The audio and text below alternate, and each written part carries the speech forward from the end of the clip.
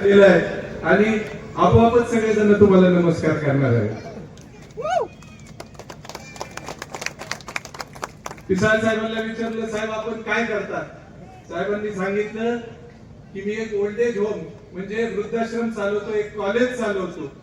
पालघर सारख्या आदिवासी ठिकाणी असे विविध त्यांचे जे काही समाजकार्य आहेत, अनेक गोष्टी त्यांनी सांगितलेल्या आहेत. त्याचा त्यांच्या भाषणामध्ये ते उल्लेख करतीलच, परंतु असे समाज सुधारक सुद्धा आपल्यामध्ये प्रमुख पाहुण्यामध्ये आलेले आहेत. निश्चितच आपली जी विचारांची शिदोरी आहे ती दौंडकर नेहमी ऐकायला आता ऐकायला या ठिकाणी उत्सुक आहेत. आपण या ठिकाणी आलात, एवढ्या लांब आलात आणि हे आणायचं काम सचिन भाऊ खरात यांनी केलेलं आहे. त्यांचा वाढदिवस आहे. मी उपस्थित सर्वांच्या वतीने या ठिकाणी सचिन भाऊला त्यांचे वाढदिवसाच्या हार्दिक अशा शुभेच्छा देतो. तसेच आपण या ठिकाणी आलात, मुंबईवरून एवढ्या लांब आलात, त्याबद्दल आपले मनपूर्वक असे आभार मानतो आणि उद्या होणाऱ्या आपल्या या जयंतीच्या उपस्थित सर्वांना शुभेच्छा देऊन या ठिकाणी थांबतो. जय हिंद, जय महाराष्ट्र, जय भीम.